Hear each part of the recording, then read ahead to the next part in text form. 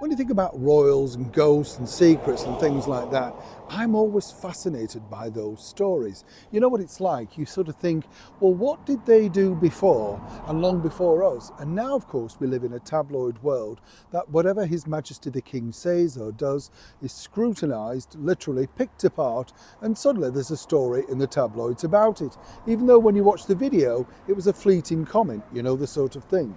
But of course, lots of royals over the years, over the decades, have had to endure a lot of negativity, particularly those that had an interest, say, in the supernatural. According to sources, well, Queen Victoria was very keen on the supernatural world, but didn't want it necessarily to get out into the public domain because she didn't want to frighten people. It wasn't in a negative way, but she obviously, as one can imagine, losing her dear Albert, thought perhaps there was an opportunity to maybe reconnect. This was something that was followed on by her son, Edward, the Prince of Wales. And what was interesting about Edward was simply this. Let me explain. Morning, good to see you, chums. Thank you so much as ever for your time, and welcome one and all brand new subscribers. You know, as I said, the thing what I love about this community, our friendship group, our channel, is we get a chance to chat about things. And I know we've mentioned sort of the spirit world and things like that before. I got no idea, of course, about many of these aspects, even though for many years on and off I'd worked in some very, shall we say, dark and haunted hotels sent in the middle of nowhere. And you think, what's happening here, you know? And suddenly you get told days later, oh, that's the Grey Lady room, or that's the haunted cellar. And you think, is it? Nobody tells you, do they? Now, what was fascinating, I found, was one particular venue that I've been lucky enough to appear at, and a number of occasions now, is a building that was put together by the wonderful theatre architect, Frank Matcham. And he was the man that created so many of our brilliant theatres. And if you check him out, you'll see exactly why he was revered and why he was the #1 architect for that. One of his big theatres still remains in form, at least, inside the very heart of London's West End in Leicester Square, the London Hippodrome. Now, the Hippodrome has seen so many amazing names, like, you know, the Dame Shirley Bassey, Tom Jones, all the modern things that we like to think of over the last 50, 70 years. But way back at the start of the Hippodrome's history was this man, Houdini.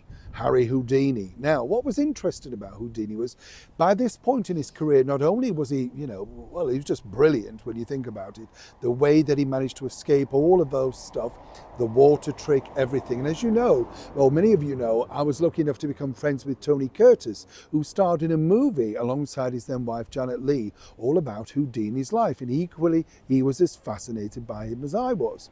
What was interesting here was, though, and this is what you find that's been discovered,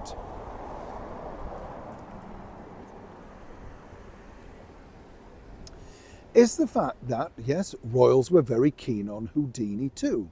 But again, difficult times, because Houdini was seen in many respects as a sort of character that wasn't to be trusted. How real was he? Was it going to be difficult?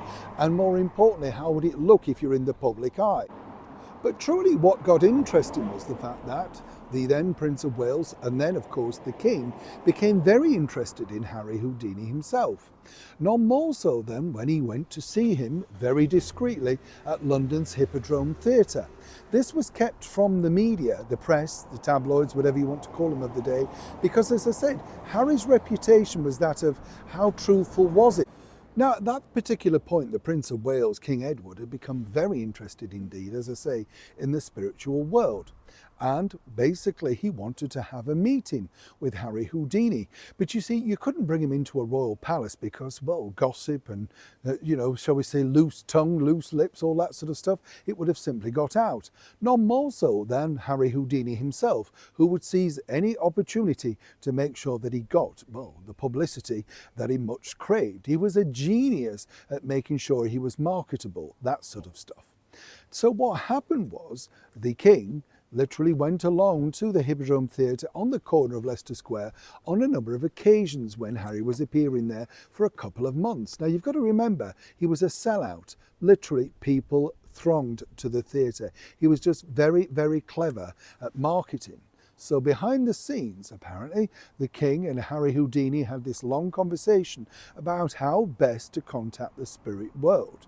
Now, as we know, this continued with his wife years after Harry Houdini's death, where she would hold regular seances to see if she could still make contact with the man that she passed the key with a final kiss each time he did those big stunts. That's obviously how it was done. Not many people realized at the time. The other side of the story was this, which is fascinating. It didn't really matter how much the king tried to push Harry Houdini into telling him exactly how he did some of the stunts. He didn't want to reveal those inner secrets. Now, the other point as well was that His Majesty the King really wanted to invite him to perform for people literally inside one of the palaces, ideally Buckingham Palace. But this was vetoed by his courtiers, simply because he said it would spook the public if His Majesty the King was becoming involved, or at least, becoming friendly with someone who was not to be proven, not just in the real world, but in the spirit world too. And so all that remained under lock and key for many years. Well, until now, chumps. Neil Sean in the very heart of Yorkshire.